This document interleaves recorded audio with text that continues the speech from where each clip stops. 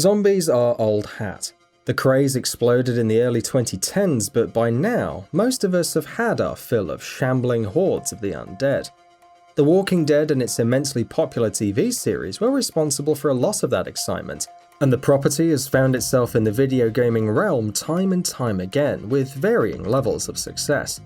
Where Telltale's series about choices and characters was praised, the Walking Dead FPS directly linked to the AMC show fell short in almost every way. The bottom line is that The Walking Dead hasn't had an exceptional traditional video game that explores the possibilities that only this franchise has. And it hurts how close this product comes at times, only to falter under a gaggle of technical issues. In Overkill's The Walking Dead, you are a member of a group of survivors who are just trying to get by day to day. However, a group known as the Family sets out to make your life difficult and take your supplies. You then choose from a selection of, initially, 4 characters, each with their own classes and specializations. From this point on, you are tasked with defending your home base, going out for desperately needed supplies, or saving other survivors to add to your home base. You'll have to contend with the Family as well as the hordes of walkers in your way. Let's talk about the good things. The gameplay in Overkill's The Walking Dead is solid. The gameplay hook of sneaking around walkers and staying as quiet as possible is compelling and pretty tense. When you encounter the Family and loud weapons start letting off, you want to end these encounters as quickly as possible, or else you'll attract even more of the horde. Speaking of gunplay, The Walking Dead gives you plenty of options. Shotguns, snipers, assault rifles, crossbows, they're all here, along with a whole host of melee weapons. These weapons kick hard when you fire them, and the impact of a full-force swing of a baseball bat feels meaty. The most interesting thing about the gameplay is the option of choice it gives you in every mission. Depending on what equipment you take, you can open up new passages and can proceed through a level in a bit of a different way than you did last time. Deciding whether to stealth and use melee, or taking off your valuable yet fragile suppressor in anticipation of an upcoming firefight, these are interesting situations that require a bit of foresight. Missions where you instead need to hold out against enemies in your home base or go out into the world to rescue survivors help break up the tedium as well. Although survivor AI and pathfinding isn't exactly great, but we'll get to that later. Each class brings enough variation to the table that you can experiment with the different playstyles for a long time and not get bored. This also opens up the possibility of synergizing with other players cooperatively online. You are able to customize your character through a skill tree, and the game operates on a random loot drop system, and this is very compelling to see what new and more powerful weapon you get. Though this may be seen as a pretty video gamey idea to implement in a Walking Dead game, the formula itself can't be denied. You also have a base management system where you need to upgrade your base and assign survivors to either missions of their own or give them jobs to do within the base. The game attempts a narrative, and to its credit, it provides a compelling enough reason to push through to the next mission. There's only a handful of actual characters in this title, and even fewer fleshed out ones. But the people that are here do a lot to inject character into the missions. Your teammates will quip to one another, and it helps bring a little levity to the situation. Sound design in this title is on point as well, with the walkers' shambles being enunciated by the boom shock of shotguns and the adrenaline-boosting score that plays through your mission and adapts to your situation. However, the entire experience is brought down by the numerous bugs and technical issues plaguing the game. If you can imagine it, it can probably happen. Gun models can disappear when revived, indicators for side missions never leave your UI, zombies can end up teleporting several yards away at random. Personally, I've experienced situations where my stealth kill key just stopped working for an entire mission. In a game so dependent on being able to sneak around enemies, this is practically a death sentence.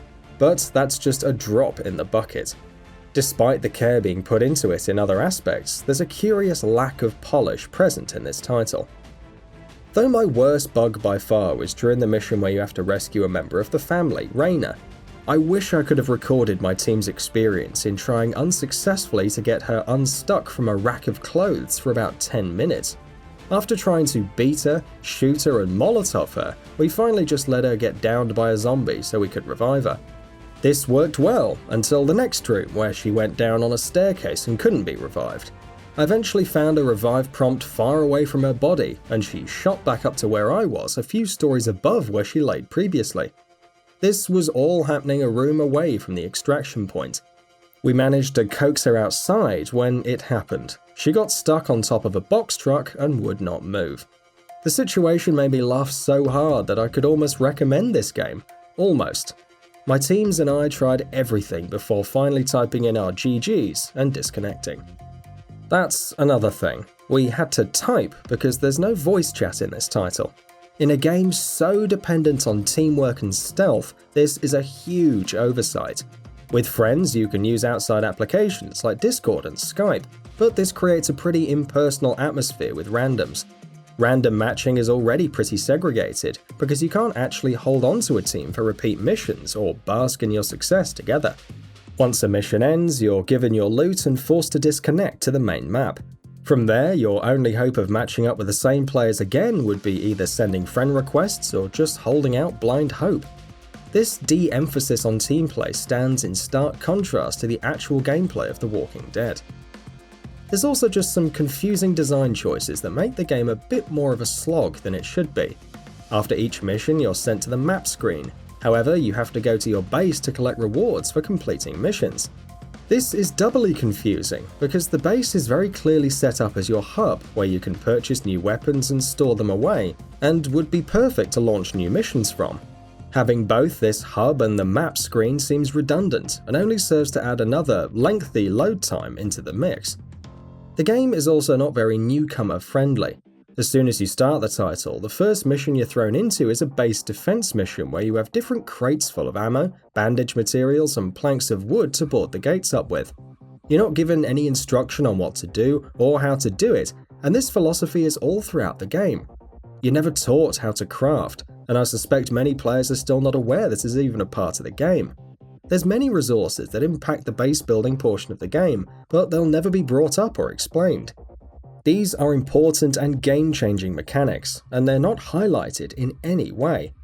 Players who experiment with these systems will find a hidden complexity to The Walking Dead, but for those players who miss out on all of these mechanics, I can't even blame you. Players who can stick through the initial learning curve will find a game that's fun to play and a unique experience in the Walking Dead universe.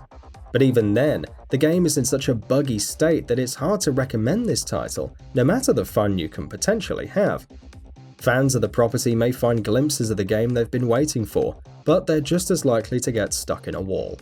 These issues may get resolved with patches down the road, but for now, you could probably stand to wait and pick this game up at a discount later on. And that wraps it up. If you like what we're doing, please consider subscribing to our channel. We upload new videos daily, so make sure you don't miss them by subscribing. We appreciate your support, and we thank you for checking us out.